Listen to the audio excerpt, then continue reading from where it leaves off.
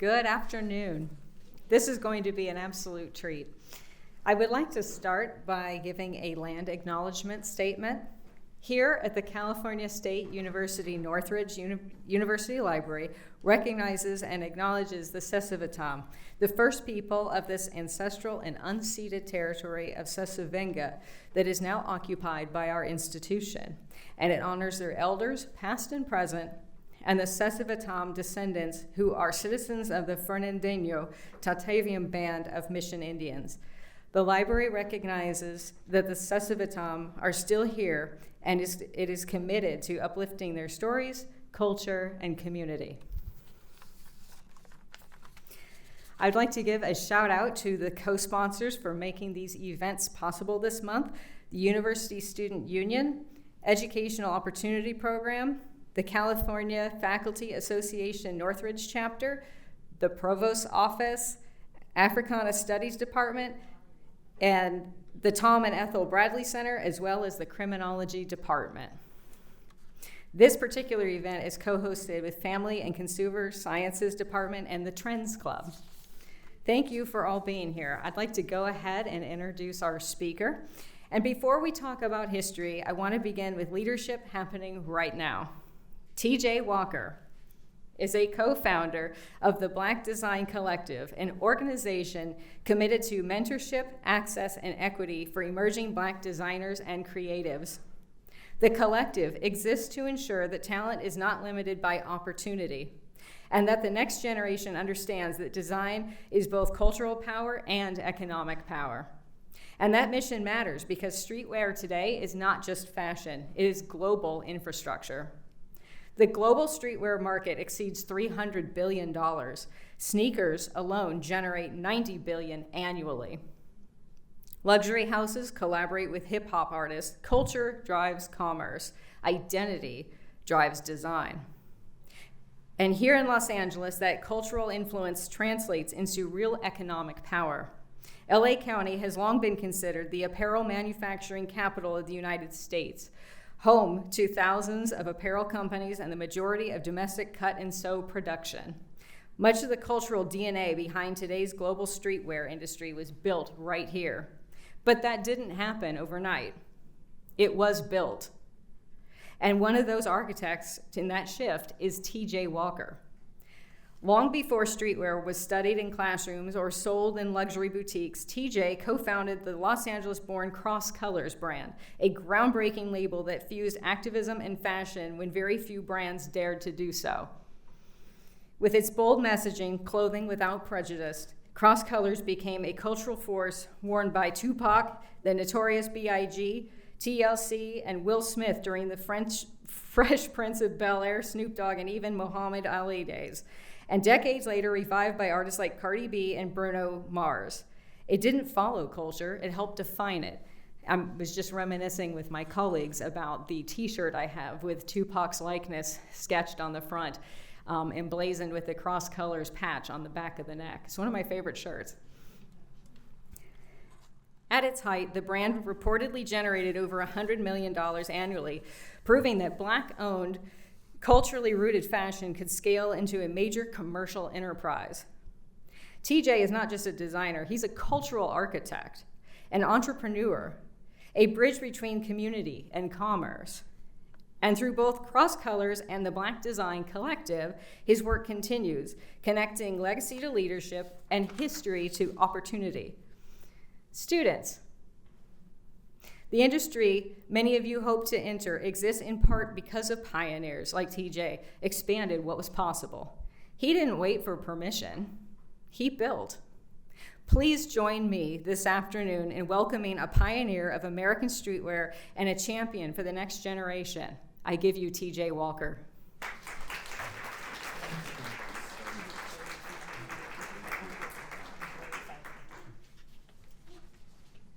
Hello, everyone. Wow, what a great introduction. I don't know if I ever had one that good. Linda. So I am so happy to be here today and in celebration of Black History Month. And I don't really like to call it Black History Month, really. I just like to call it Black History because it's just a part of something that has happened and should be noted in terms of the course of our lifetimes, even before as well. Today, I am going to go over a few things with you, but just a little backstory on me so that you can kind of know a little more about me. I'm originally from Mississippi. That's where I was born and raised there. I went there to college in the South. I went to Delta State University, got my bachelor's degree in fine arts, and then I went to Louisiana Tech University and got my master's degree in fine arts as well, with a focus on graphic design, illustration, and also printmaking at the time as well. And I came out to Los Angeles in 1985, drove out here, and found a job working in a screen printing company. And the screen printing company, and I say this because I am actually known for fashion, but my start in education was not based in fashion. It was based in art and design and creation, but not in fashion. But through my job that I got when I got out here in Los Angeles as an artist working with a screen printing company that was printing for the fashion industry, that's how I really I was really let into the fashion industry and learned things as I go as well. And with that, I learned about pattern making. I learned about design. I learned about the cutting, the sewing, the manufacturing, and also how to apply art to garments as well through all of that. And through that, that's how I met my business partner, Carl Jones. Carl Jones was the owner of the screen printing company that I got my first job with. So he and I later started Cross Colors. We had actually done some things before that. We did a line called Surf Fetish, which was a California-inspired lifestyle collection of clothing that did really well. And from that, then we partnered after that and started Cross Colors. And Cross Colors was a brand started with what we thought was the need to do something for us, the need to do something that represented us, and the need to also have something that we could feel really proud about in terms of the product offering that we did as well. Now with this was not something that we just woke up and said we wanted to do in one day. It was an evolution, but also it was a little scary, I have to say, to actually do something that had never been done before. We had been designing product for us under other companies, but this was something we said we wanted to really direct all the marketing and promotion to a consumer of color and to someone where we would show them that the product was for them and also they would represent this product as well. And so I'm going to go through this presentation now and kind of go through that and kind of show you what we did and what we came up with the Cross Colors brand as well.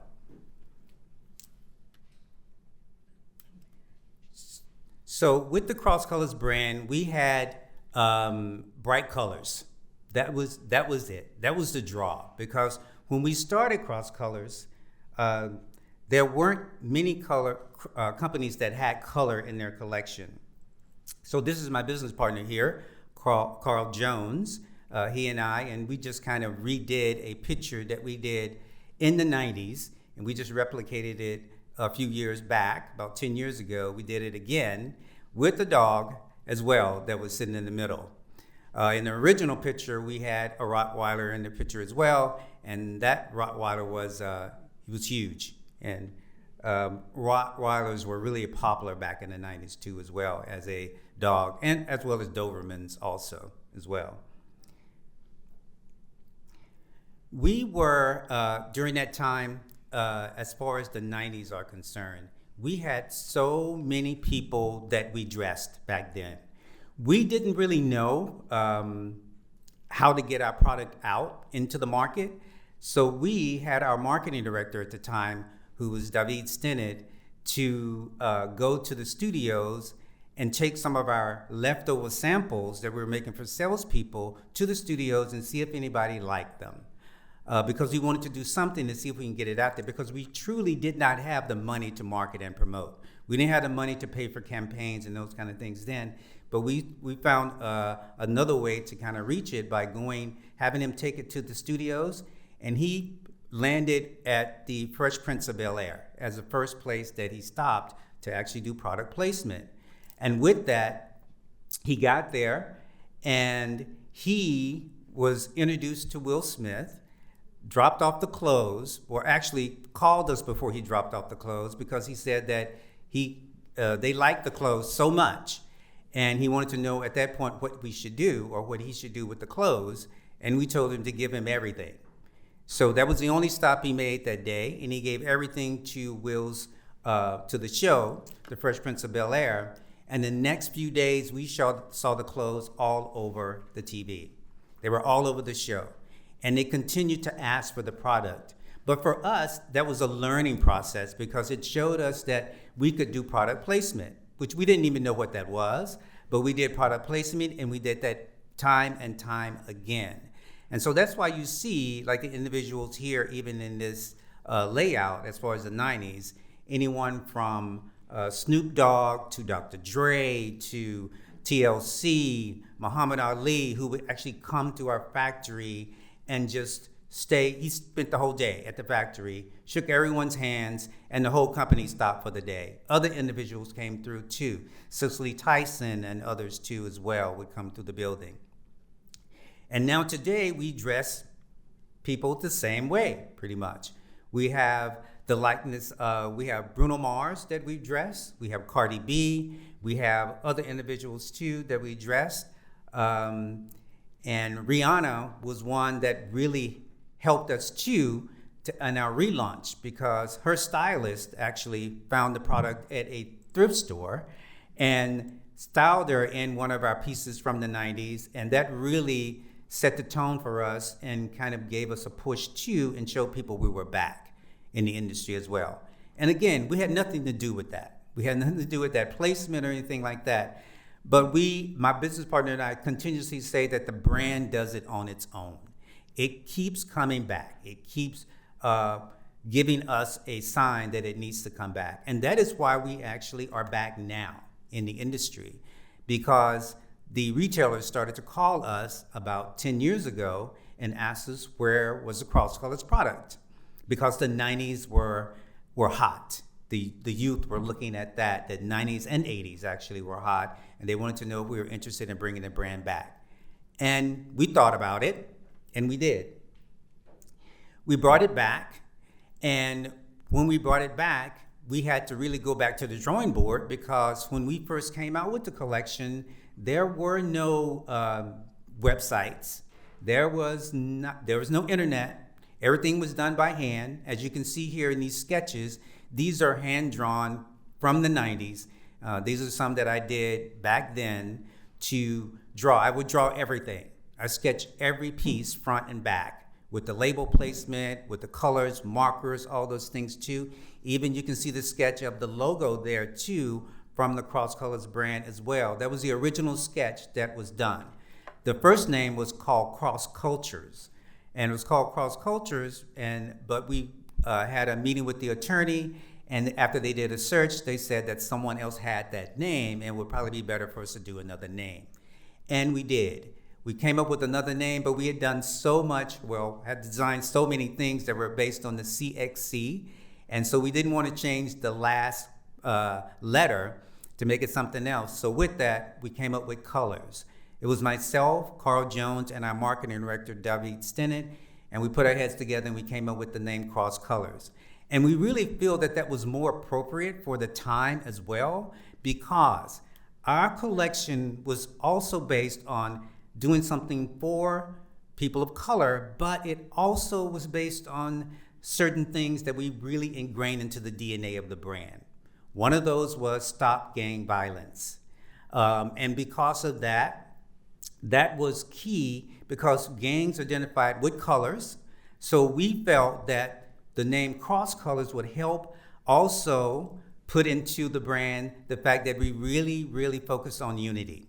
Unity of cultures, unity of people in general. So this really reinforced that too with the name as well. And then also our clothing itself being colorful, and also color blocking the clothing, having multiple colors on the pieces also too as well, which also resonated and also put out the message of unity as well. You can see here in our logo itself, you see the letters that are there, or the wording, and we have our flag, we have our tag label, we have the different ones, and the colors themselves that are there, the red, black, yellow, and green, are very, very important.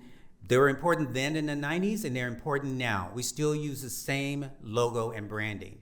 Each color represents something. The red stands for the blood of the people, the green stands for earth, the yellow stands for sun, and the black stands for the people.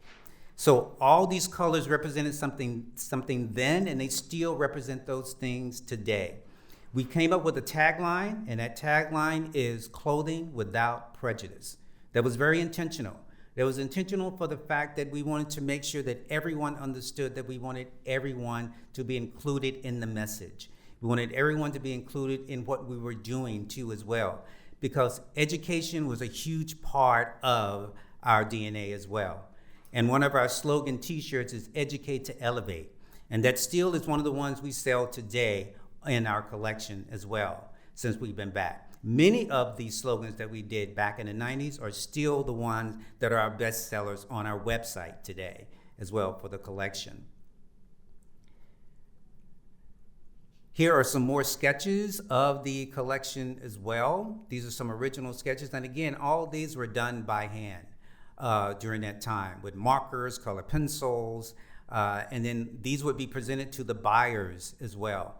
And you can see the one at the top there, the corner there, that has the kente fabric on it as well. That was one of the first sketches that we did for the collection, because the kente fabric from Africa was the textile that really inspired the brand.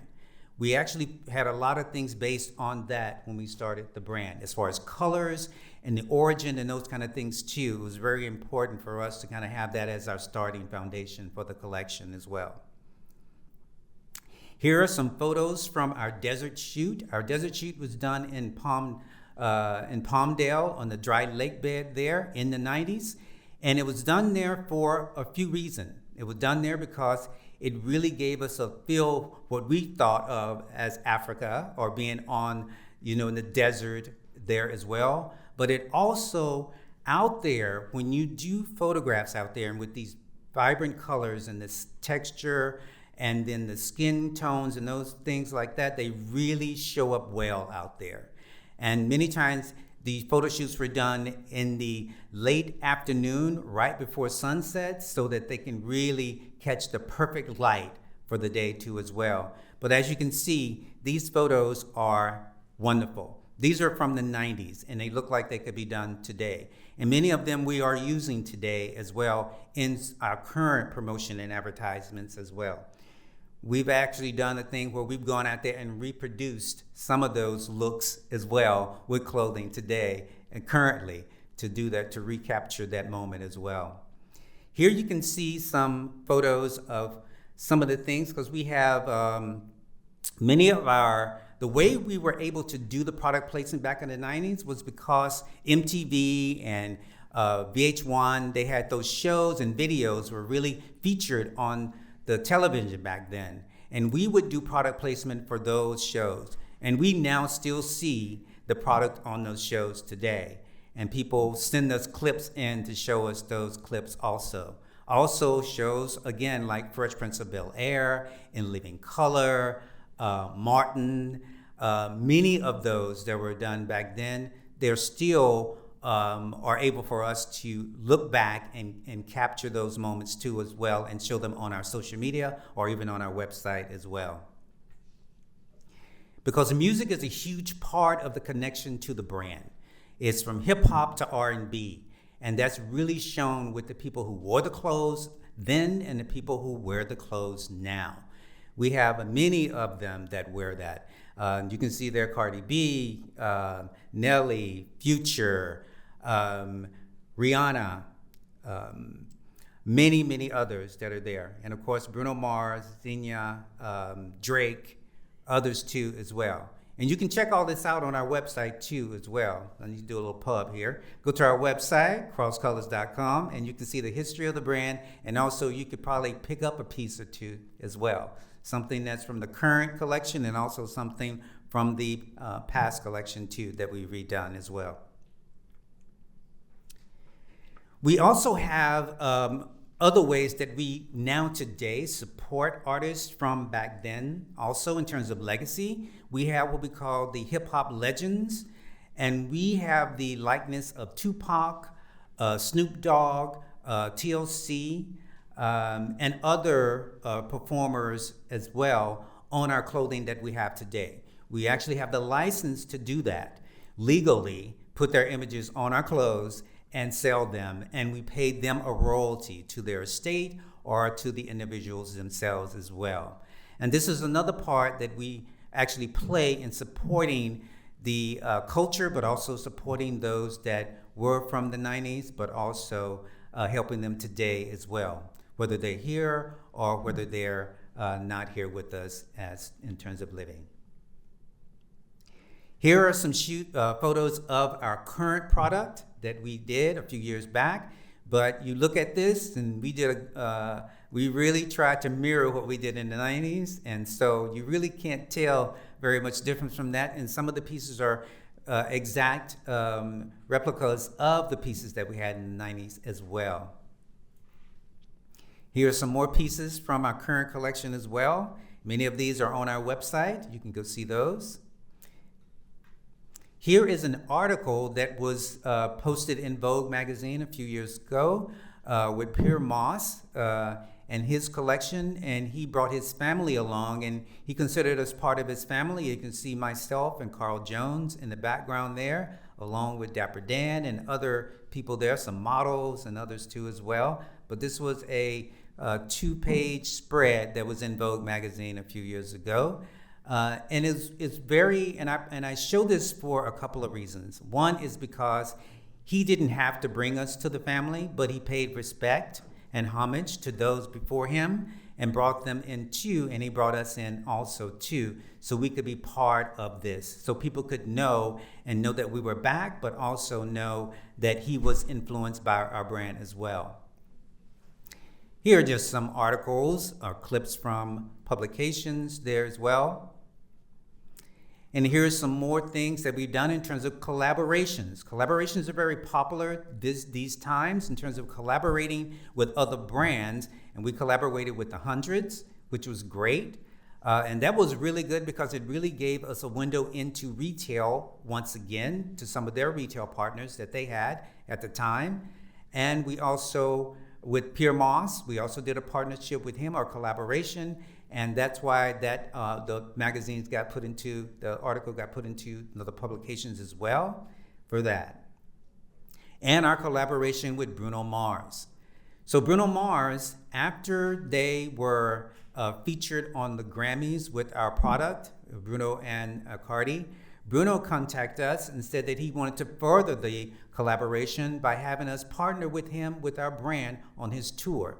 So for his global tour, he partnered with us. So that means our branding was on every billboard, every street sign. And also we did a collaboration with Mitchell & Ness, which is a athletic brand, Mitchell & Ness, Cross Colors, and Bruno Mars, to do merch for the concert. So at every concert, the product was sold and featured there as well.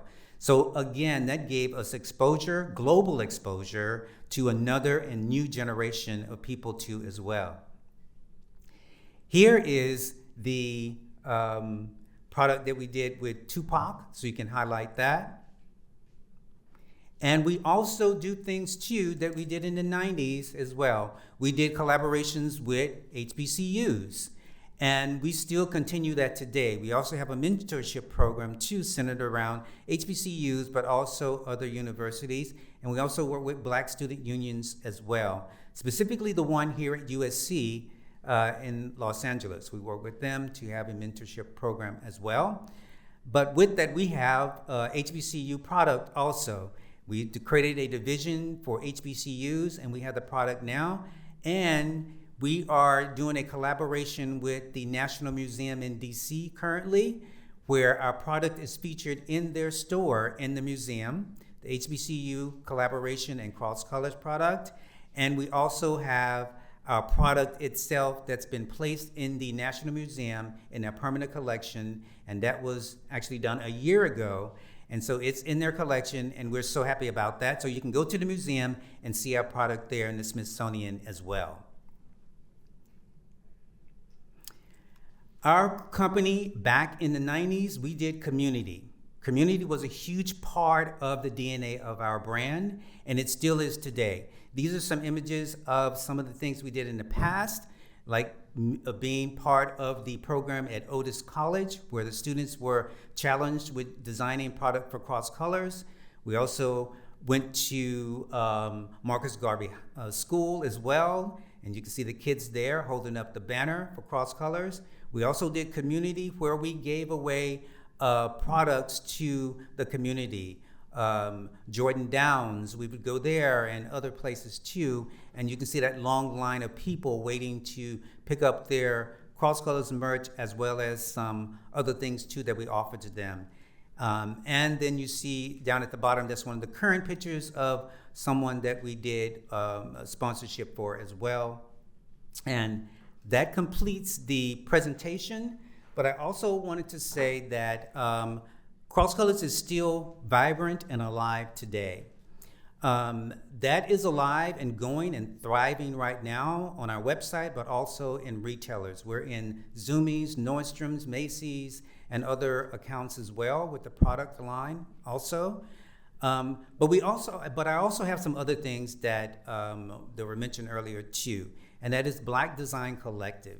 Black Design Collective is a nonprofit organization which was founded by myself, also Ruth E. Carter with the Oscars, Black Panther. She's one of the founders.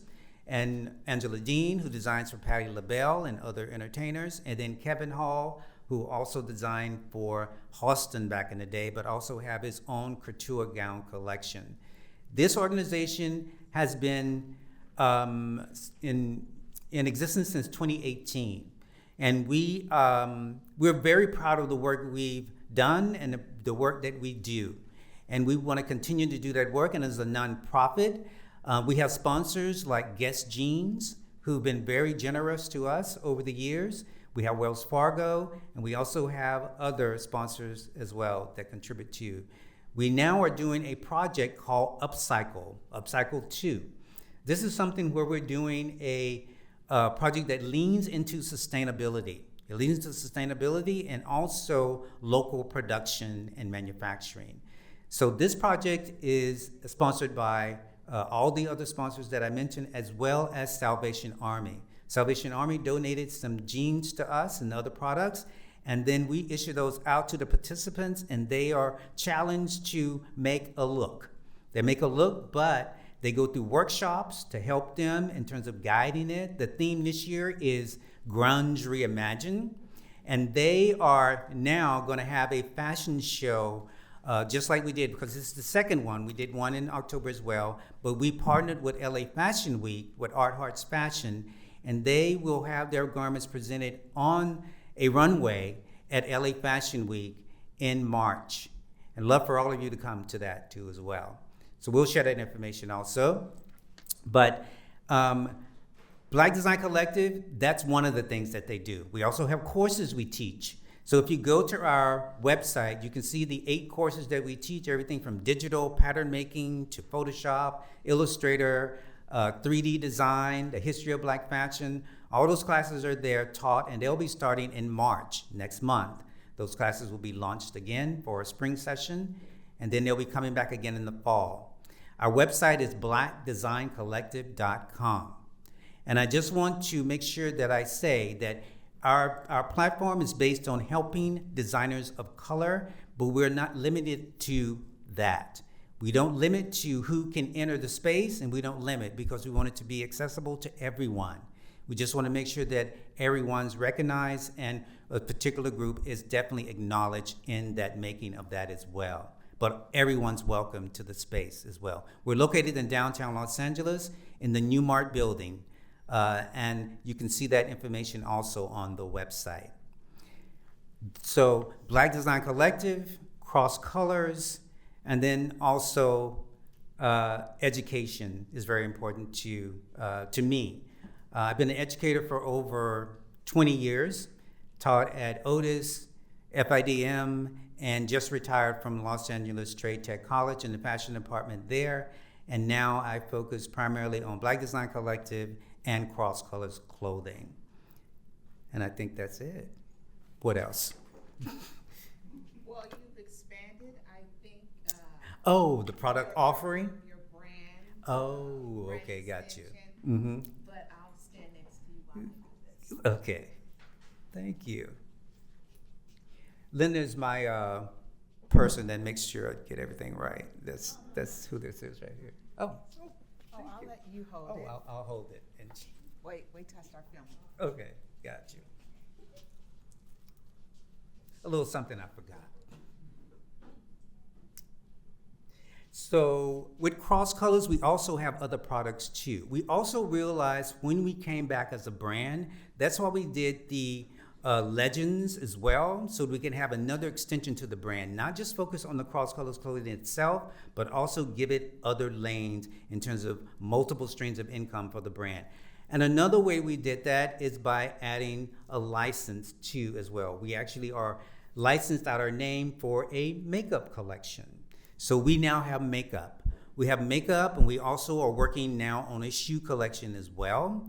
But we have makeup now. We partnered with Black Radiance. It's a makeup company that's been around for years. And so now we have our collection, and this is based on hip hop music, as you can see, little jukebox. But the inside of this is beautiful.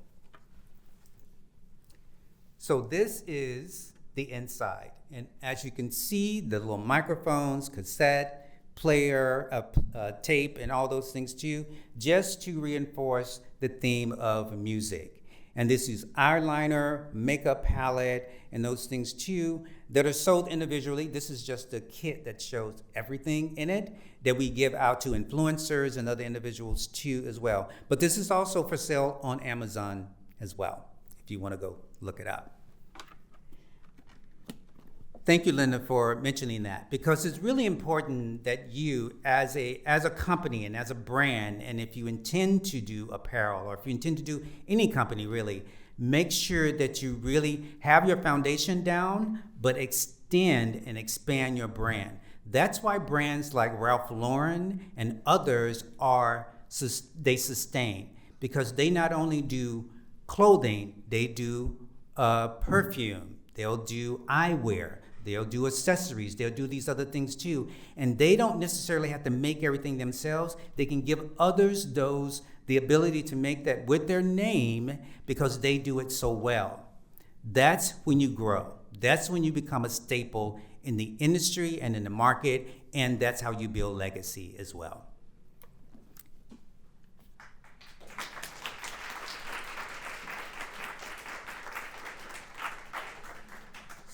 So, are there any? Okay. Thank you so much, TJ, for being here with us. We really appreciate you coming out and sharing things with us. Majority of the students in the room are from fashion design and marketing, so this speaks to their souls. And we'd like to open it up now for any questions that students might have.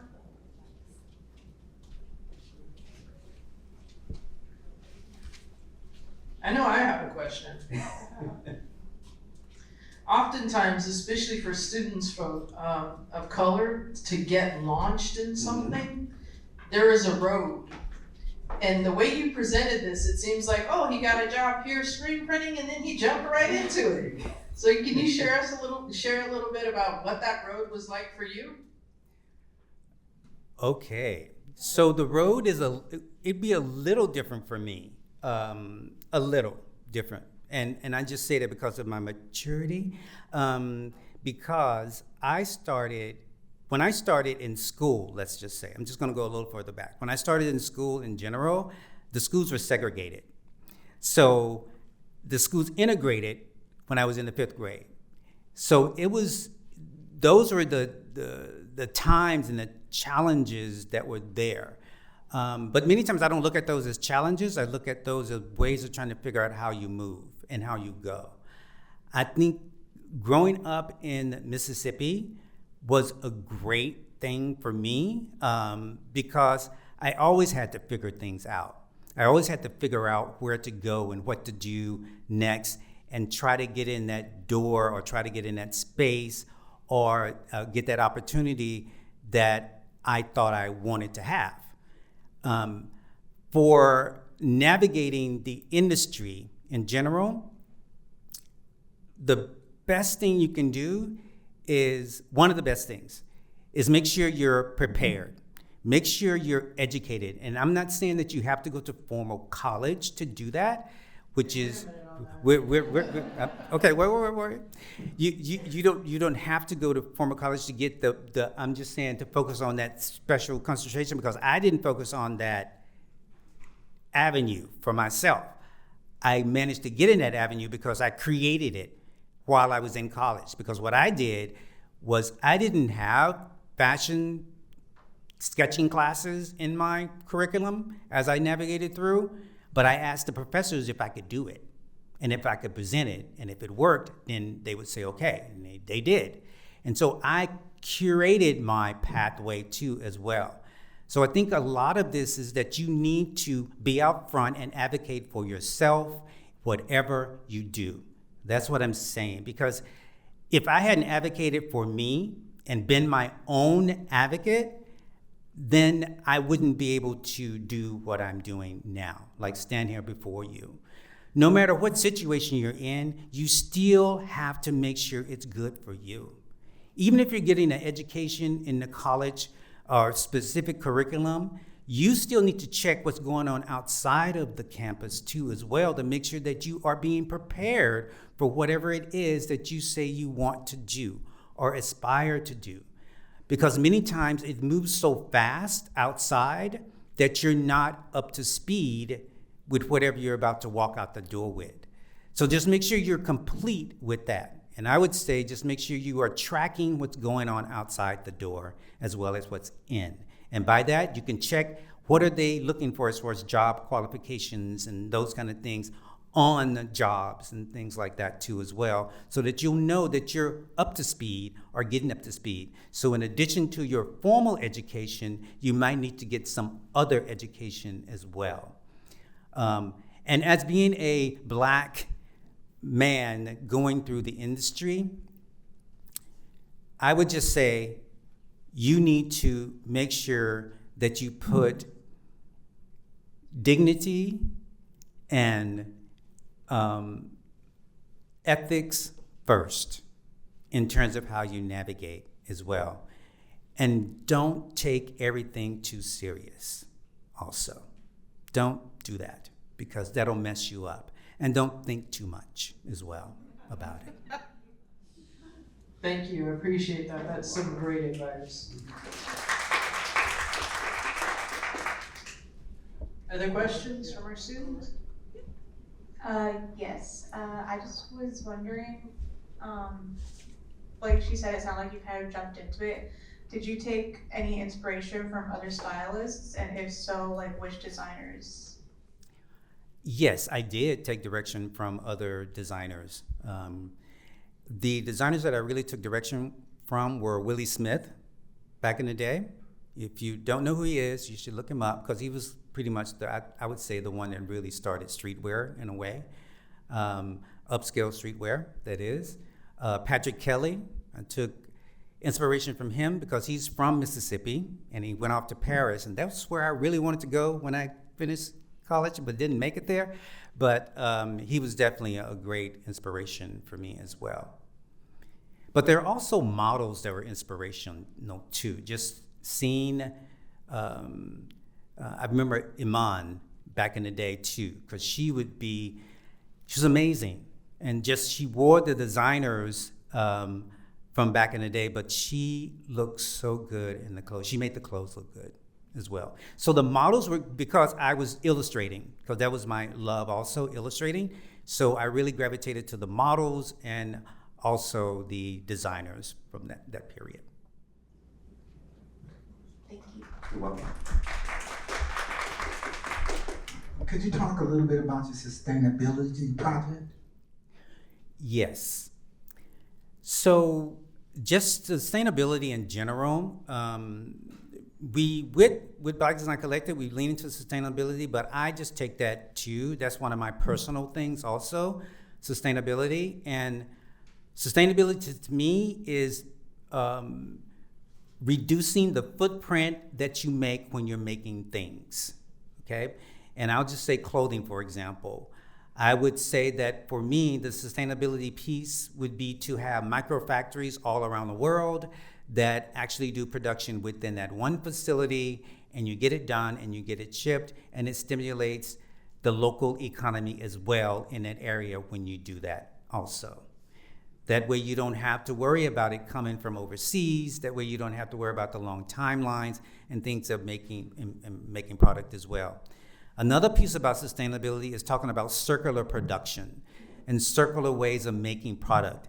When you speak like this means that you're thinking of how did you get a garment. For example, you purchase a garment, you wear a garment, and then it ends up in the landfill.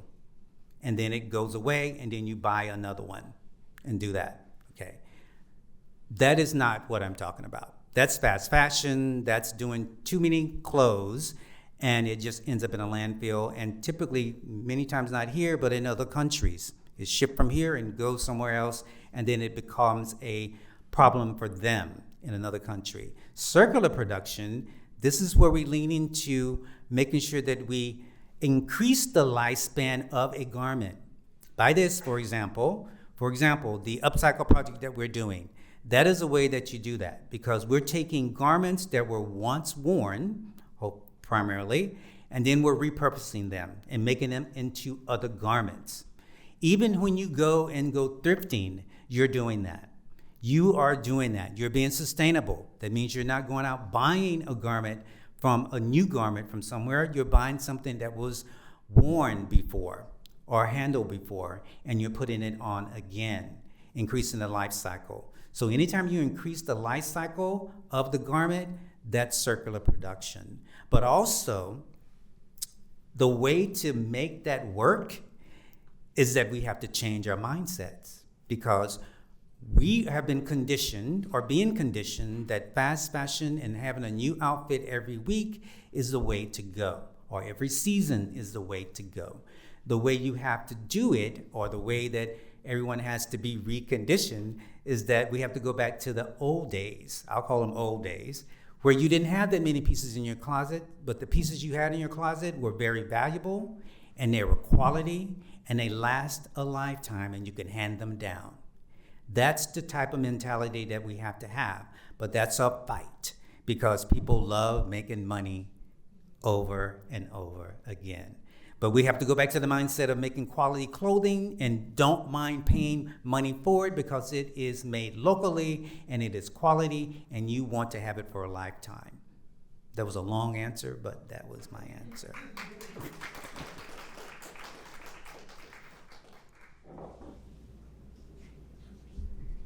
Hi, I just wanted to ask, I know you mentioned like the working relationship you had with Will Smith and navigating that. Do you have like any advice on how to navigate that system, the studio system, like for films, and like how you broke into that part of the industry a little bit more? Yes. So the way we did it then is definitely different from how you do it now. Again, we did not have social media. You have that now. For example, the way that Bruno Mars and Cardi B got Cross Colors clothing for the Grammys is we got a DM from the stylist on our social media that asked us if we had Cross Colors. So it's that easy sometimes, okay, to do it. So I'm just saying that because don't be afraid to DM. Don't be afraid to reach out, because that's the nature of the world today as far as that.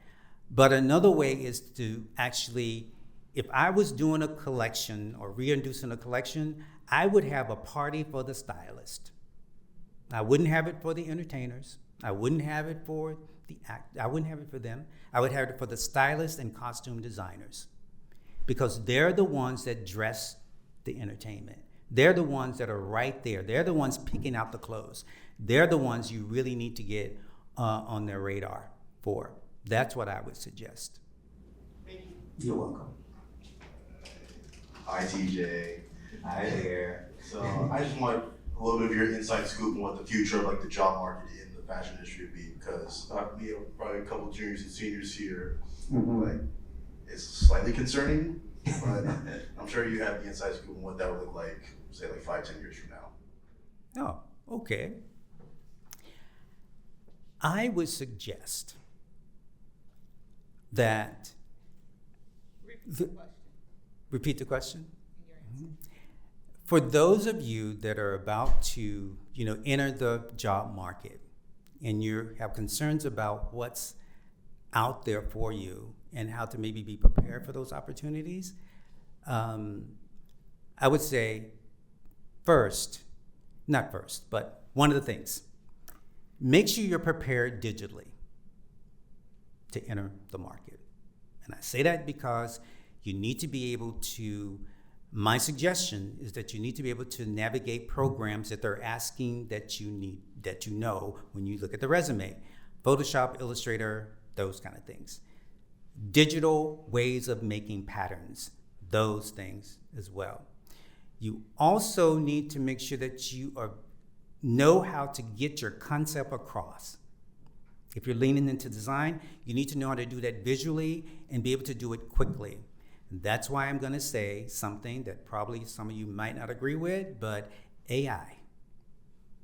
You need to be able to navigate AI for your design process. I'm serious about that. And I say that because I'm from Mississippi. I got a call about 3 weeks ago from my sister. And she said, they're building data centers over there. Do you guys know what those are? Okay, if you don't, look it up. They're building data centers over there, and a lot of people don't like them, and California probably will never put one up, or if they do, it'll be hard pressed, because they, as far as the environment, they say things about the environment, and then the intake of electricity and water and those kind of things too, but that's AI-based facilities for the most part, to a certain degree, because that's where the data is there, okay? AI is not stopping, is my point. It's not stopping, it's actually growing. It's growing, and if you think that you're going to be able to do things quicker conceptually, and I say conceptually, than AI, you're mistaken. I would say be AI prepared.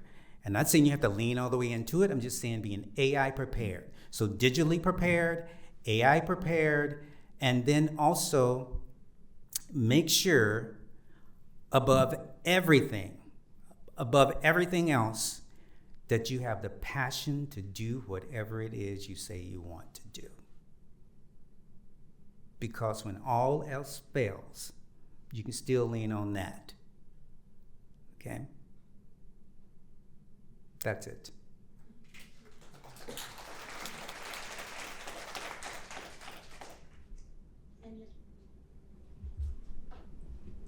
So it's clear that from conceptualization that cross colors has been heavily influenced by Black culture, but now decades later, I would say that in part it's also shaped Black culture. So how does that, I guess my question is, how does that influence your decisions when coming up with new product lines? Like, are you more inclined to lean towards nostalgia, or are you still trying to innovate and come up with new designs? That is a really good question, because we are now, since we've been back about 10 years, 11 years now, I think. Our height of our business, believe it or not, was during the protest, Black Lives Matters. The same shirts we sold in the 90s sold like hotcakes during that time because of the messaging. It resonated, okay?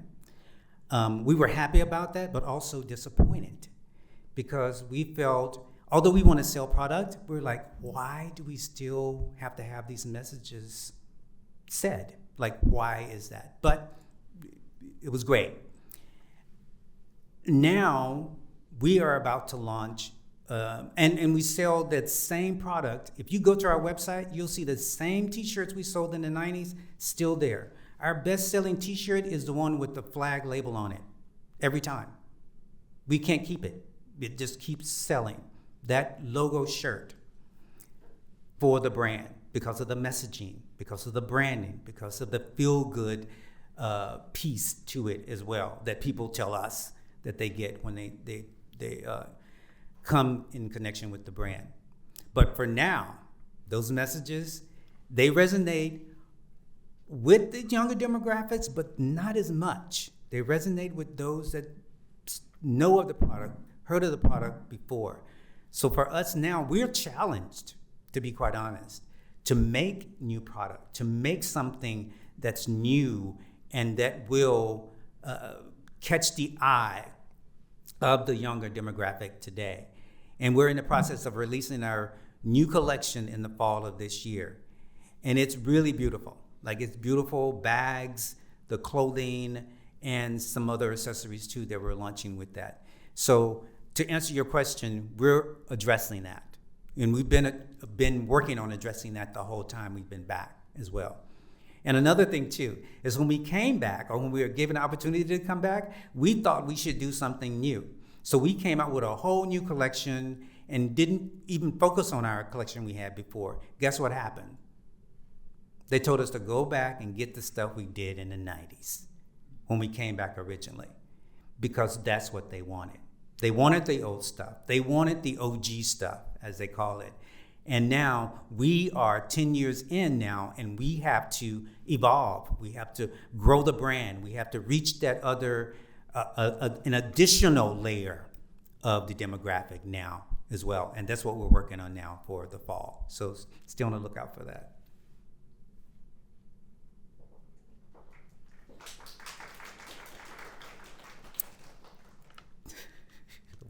One person that's always going to ask something. With the current environment today, and we're talking about clothing without prejudice, how is that impacting you, or how will you, if at all, be able to integrate your brand into extending the message of no prejudice? Now we are, and that goes back to the new collection that we're doing. We're not focusing so much on the huge graphics on the garments for now. We're being a little more subtle. And many of the messages that we're doing with the clothing, we're putting it on the inside of the clothing. We're doing those things so that we don't stop someone from buying it because it's an amazingly beautiful product just because of the messaging on it. But once they get it on and get it home, and then maybe they can find some of those little things we've kind of hidden in places for them to find later as well. So we're trying to be more subtle is the answer to that question.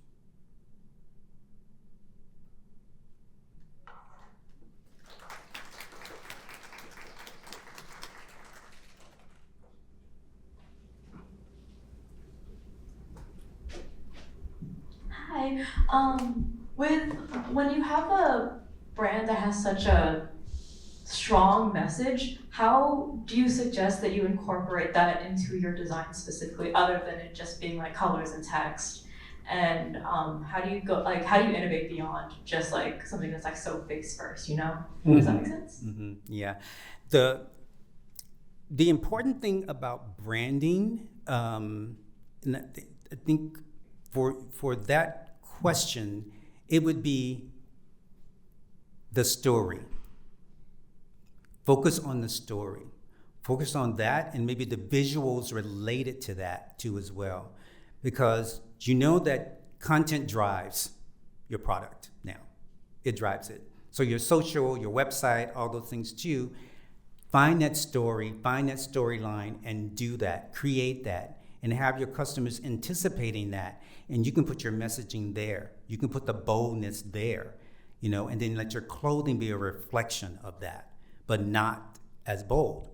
Let them anticipate what you're going to do for your next little short video or something for your season release and those kind of things.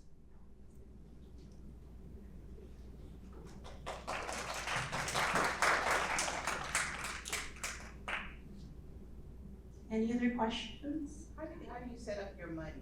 How do you financially get started? Hold on. As a layman, how would you financially start? Do you do you get a fictitious business license?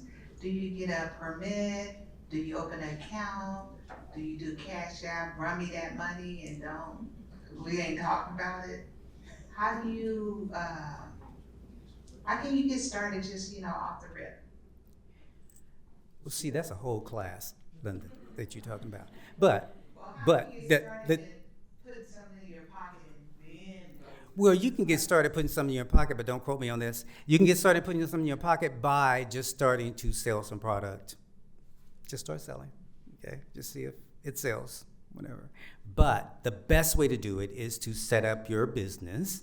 Make sure you check the name that you have by trademarking the name. Do a search and trademark the name. Make sure you have it in class 25, International Class 25, so that's for clothing.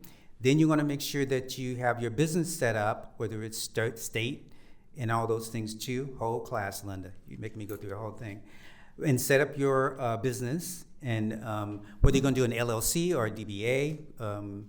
Then you make sure that all the money that you make goes into that account. All the expenses that you need to pay come from that account. You do not put your personal business with your business. That's the key, okay, first, for tax purposes, basically, for tax purposes. That's a simple, that's a basic way to look at it. How you get the money to start, and I'm just saying just start making something and do something, but that's one way. But the other way is to maybe go to the Small Business Administration, because they can help you too.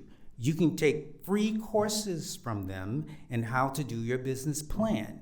And not many times, but they also will help you in terms of trying to find financing for your product based on the project itself and your business plan that you do with them. So that's one way. And they have SCORE too. It's called SCORE, but it's connected to that. And I think that's the division that will help you with the business plan. You can also do a GoFundMe too as well to raise some capital. It is not cheap to do a clothing line, first off, okay? It's not cheap. It is less expensive to buy a t-shirt and put something on it and sell it than to do a collection. And there is a difference. If you don't know what the difference is, then you need to study that. Because a collection is when you have your branding, you have your marketing, you have your promotion, you have the labels, the trims, all these things, the different fabrics, and know where you're going to get them from, and know who your cutters are, know who's going to be actually putting those labels on your garments, those kind of things, whether you're going to get it here domestic, which is US, or you're going to get it overseas. All those things have to come into play if you're going to do a brand or a clothing collection as well. So it's a difference between embellishing garments and doing a collection.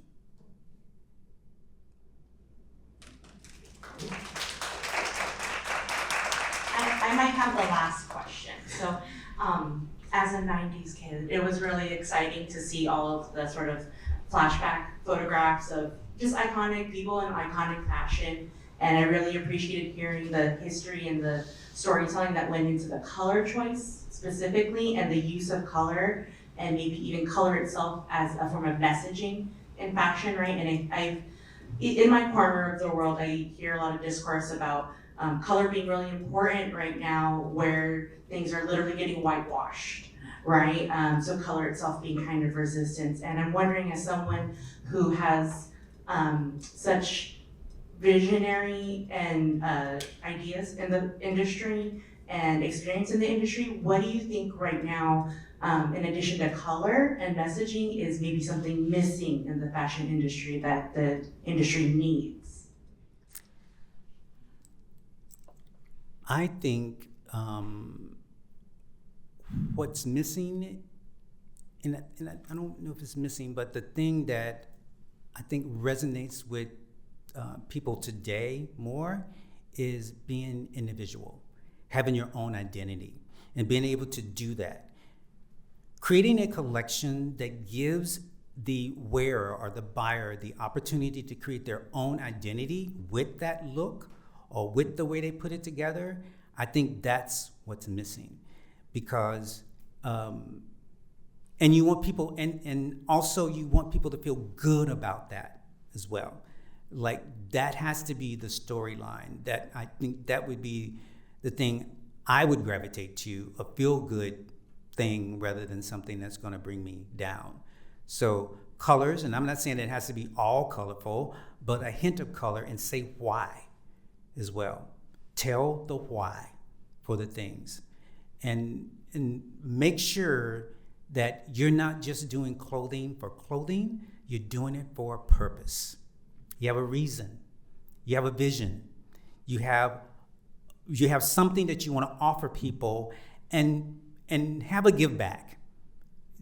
To me, when a brand gives back, whether it's through volunteering, whether it's through going to the community, whether it's, to a foundation and those kind of things too, those are the things that I think are the things that's missing. And the other thing too, I think the other thing is missing is not just from the clothing aspect, but the retail aspect. I think the retail aspect needs to be more community-based.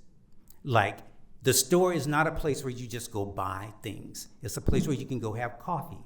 It's a place where you can hang out. It's a place where you can see how they're making a product. It's a place where you can commune. It's a place where you can network. That's what I think is missing, from it.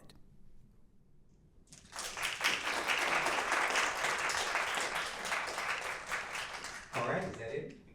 Any more questions? Thank you so much, Mr. Walker. This was Welcome, amazing. you're welcome. Thank you all so much.